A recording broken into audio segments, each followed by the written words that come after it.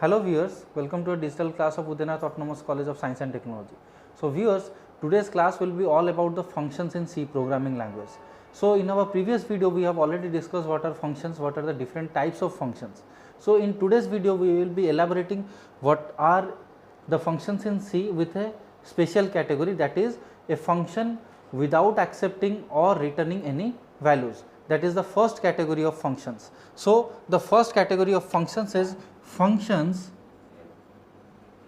not accepting or returning values. So this is the first category of functions. That means a function can accept, can return a value, but the first function or the first category under the functions is that a function that is simple, that is not accepting or returning any type of value, is the first category. So whenever a function is not accepting or returning any type of value, at that point we can give them void. So what is the concept of void over here? So void means if any function is not accepting or not returning any type of value, at that time we can declare it by using void. So if we are giving any void in front of any function, at that time the function has no capability of returning any type of values. So now we will be moving the to the function declaration and function definition. First we will be discussing what is function declaration. So in case of function declaration, we need to declare a function. That means what is the prototype of function, what is the return type of a function. So as we are now discussing about the function that will not accept or not return any type of value, so at that time the return type will be void.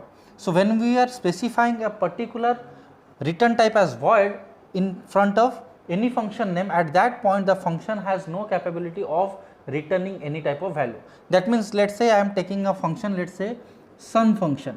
So if I am writing void sum function, that means sum function is a special function which has no return capability. That means sum function will never return a value to its calling function. So whenever the sum function will be called, it will execute the result as per the program written by the user, and it will not at all return any type of value to its calling function. So whenever we are calling a function, we can call them from any function, but the main function is the vital part of the program. That means main function is actually responsible for calling a function. That means whenever we are calling a sum function inside main function, so sum function will be called, and before calling it the sum function must be declared, because as we know that whenever we want to access any type of variable or memory, we should allocate the memory first. That means we must reserve the memory in RAM first, then we will be using it. So before using any type of function, we need to declare it.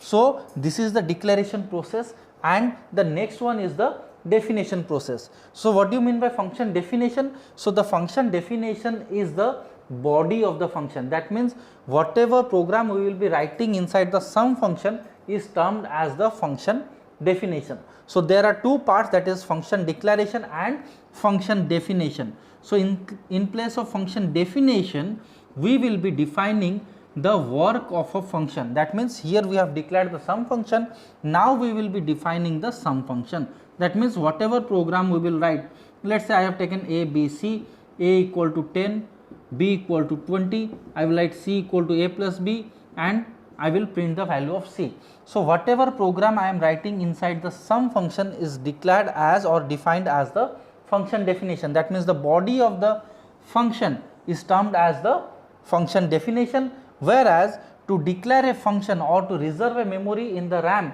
in order to use that sum function is called as the function declaration. So whenever a function is called, it is called by the calling function. That means here as main function is calling the sum function, so main function is called as the calling function, and the function which is being called is called as the called function. That means the function or the body of the program which calls the function is called the calling function, and the function which is to be called is called as the call function. So here in this example, main function is the calling function because it is calling the sum function, and sum function is called as the called function because this function will be called. That means here we have defined the sum function. That means whenever we will call the sum function, it will jump to this position and it will execute all the lines of the sum function and it will give the result. So here we have defined or declared the sum function as void because sum function is not returning any type of value.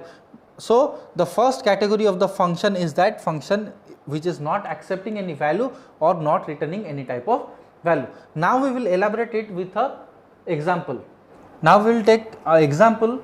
Write a program to enter two numbers and display the sum using function. That means in this program we will be entering two numbers or we will be accepting the two numbers from the user. We have to calculate the sum and we have to display it using the function. So here function means the first category of function, that is the function not accepting or not returning any type of value.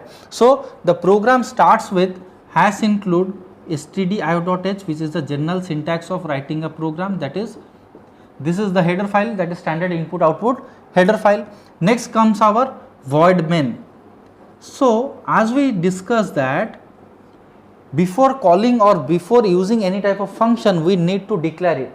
So it is better to declare the function whatever that will be needed in the program before the void main function. So it is not necessary that we will keep it before the void main, that means we can keep it anywhere in the program, but it is better to keep the function declaration just after the header file. So here we will be using, let's say, sum function. So as we know that we are working with the first category of function, that means the function not accepting or not returning any type of value.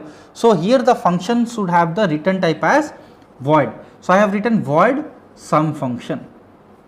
So that means a sum function will be called or it has been declared where it has a return type as void. That means it will not return any type of value. Now we have entered to void main. Now we will give that, let's say I will give a message printf moving to sum function.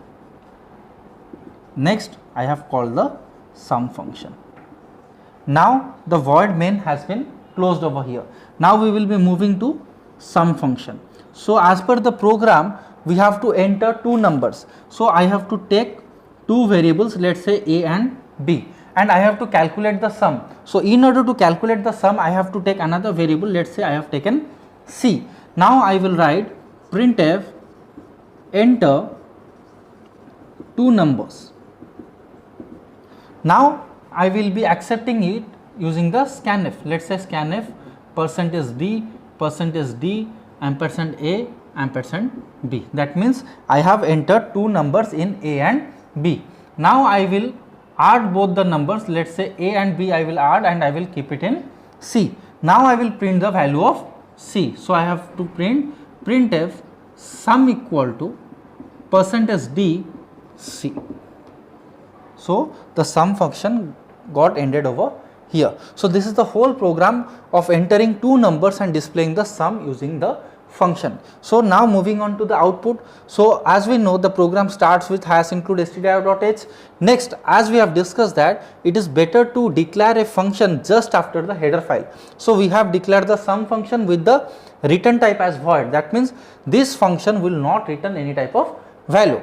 So here we have entered to the main function. So as we know that main function is a very important part of a program because the program execution starts from the main function. So after entering to the main function it has printed a message that is moving to sum function. So let's say it will print the message moving to sum function.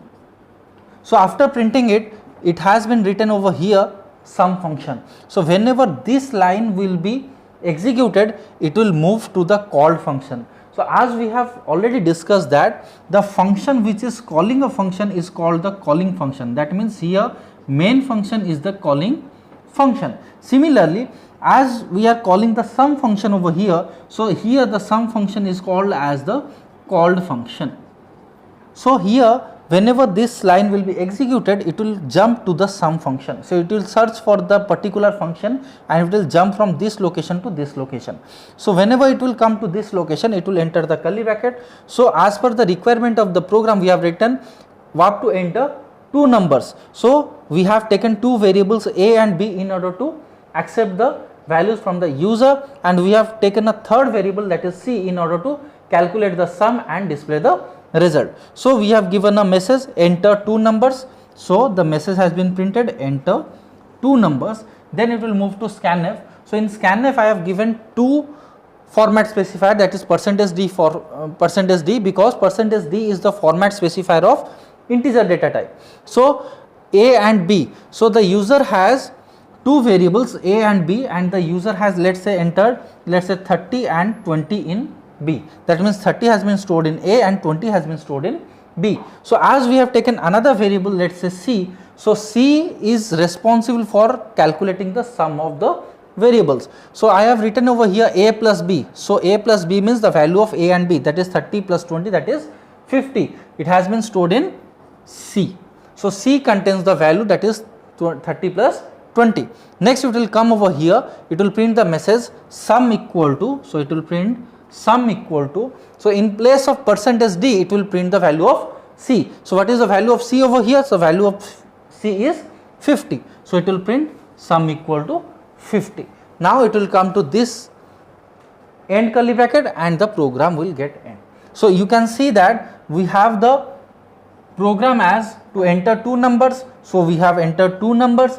Next we have calculated the sum and we have to display it. So we have calculated the sum and we have displayed the result. So this is the program of entering two numbers and displaying the sum of two numbers using the function. But here we are actually implementing the first category of function, that is the function without any return type and without accepting any type of value. Now we will be moving to another program, that is we have to enter a number and we have to calculate and display its factorial using the function. So the program starts with has include stdio.h, which is the general syntax of writing a program. So this is the standard input output header file.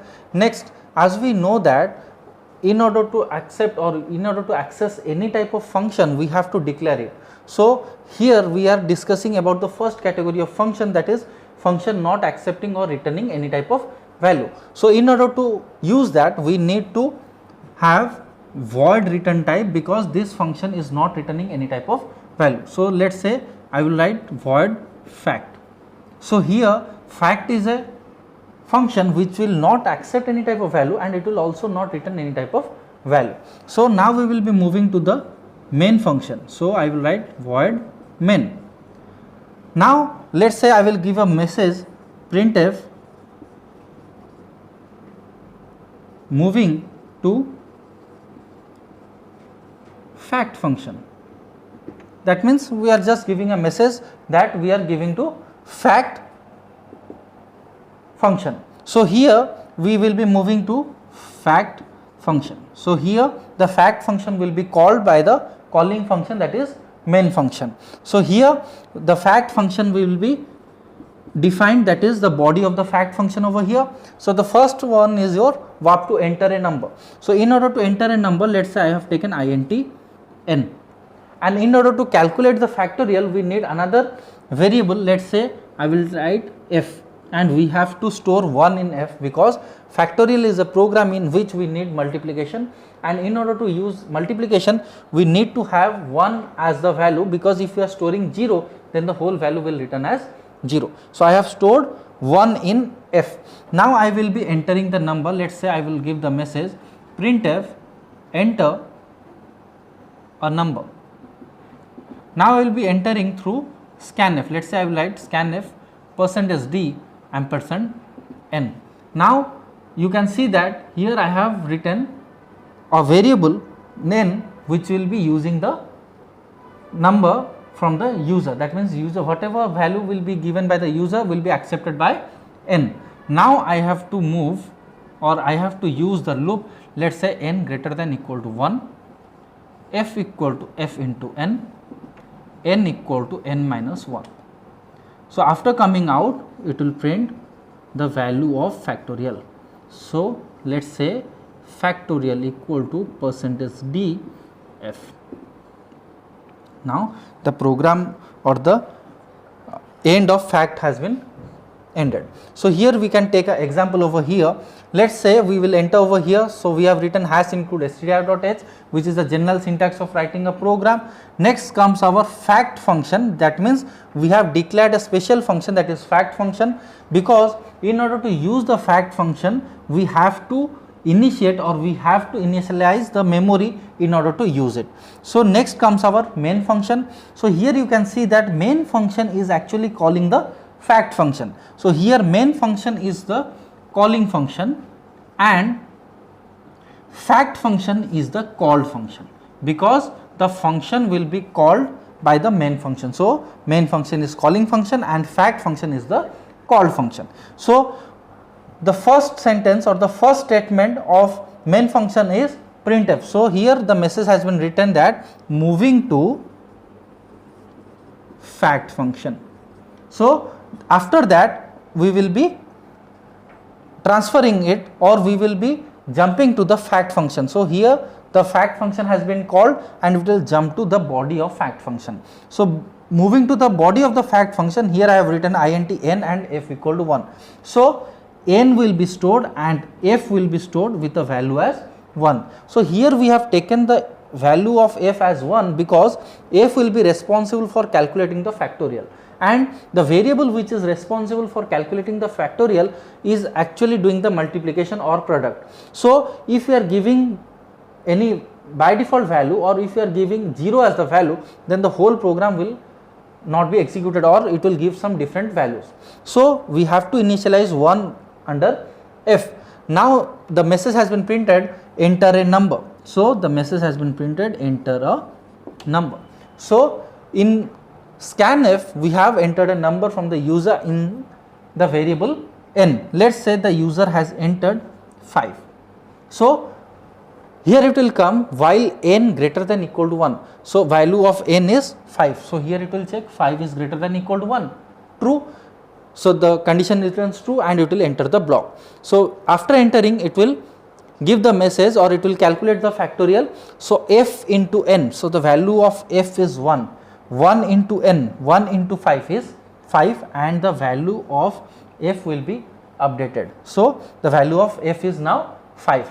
Now it will come to here n minus 1. So the value of n is 5. 5 minus 1 is 4. It will be stored in n. So the value of n has been decreased to 4. So when it will come to this curly bracket, it will be redirected to the condition again. So now the value of n is 4. So 4 is greater than equal to 1. Yes, true. 4 is greater than equal to 1. Now it will come over here. F into n. F value is 5. 5 into 4, that is 20. So 20 will be stored in f. Now the value of f has been changed to 20. Now n equal to n minus 1. So the value of n has been decreased to 3. That means the value of n will be decremented by 1. Now when it will come to this curly bracket, it will be redirected to the condition again. So n is greater than equal to 1. Now the value of n is 3. 3 is greater than equal to 1. Yes, true. It will enter the block. F into n. The value of f is 20. 20 into 3, that is 60. So here it will come over here n minus 1. So 3 minus 1 is 2. So again it will come to this condition. 2 is greater than equal to 1. Yes, true. It will enter the block f into n. So 60 into 2, that is 120. So now the value of n will be decremented by 1. So the value of n, that is 2, will be decremented to 1. Now when it will come over here, it will check 1 is greater than equal to 1. Yes, 1 is greater than equal to 1. So f into n. So 120 into 1, that is 120. Now n will be decremented to 1. So the value of n goes to 0. So when it will be redirected to this condition, so it will check n value is greater than equal to 1. Now the value of n is 0. So 0 is greater than equal to 1. No, the condition returns false. So it will come out from this block and it will come over here. Now it will print factorial equal to, so it will print factorial equal to, in place of %d, that is the format specifier of int. So in place of format specifier %d, it will print the value of f. So what is the value of f over here? That is 120. So it will print factorial equal to 120. So you can see that what is the factorial of 5? So factorial of 5 is 5 into 4 into 3 into 2 into 1. So 5 4 are 20, 23 are 60, 60 into 2, 120, 120 into 1, 120. So we have got the result over here. So you can see that we have to enter a number and we have to calculate and display its factorial. So this is all about accepting the value from the user from the fact function and calculating the program and calculating the factorial, displaying it in the fact function. So in our previous examples we have already discussed that we will be calling the function from another function. So both the examples have only one function in a program, but it is not necessary that we will have only one function in a program. That means a program can have multiple functions. That means let us say I will start a program with hash include stdio.h. So I can declare or I can take as much as programs as per the requirement. Let us say I have taken sum function, next I have taken fact function, let us say I have taken product function.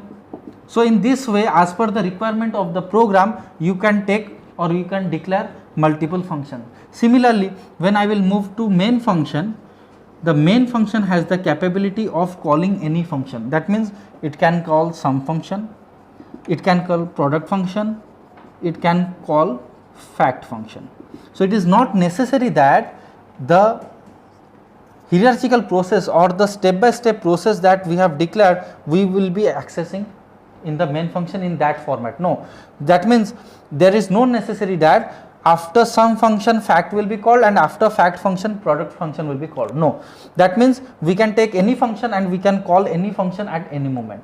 That means these three are the called functions, that is sum function, product function and fact function are the called function, and these are called by the main function. So main function is the calling function. Similarly, it is not necessary that we will be working or we will be defining the functions as per the hierarchical process that we have given over here. That means first I can define product function, then I can define let us say fact function, then I can also define the sum function.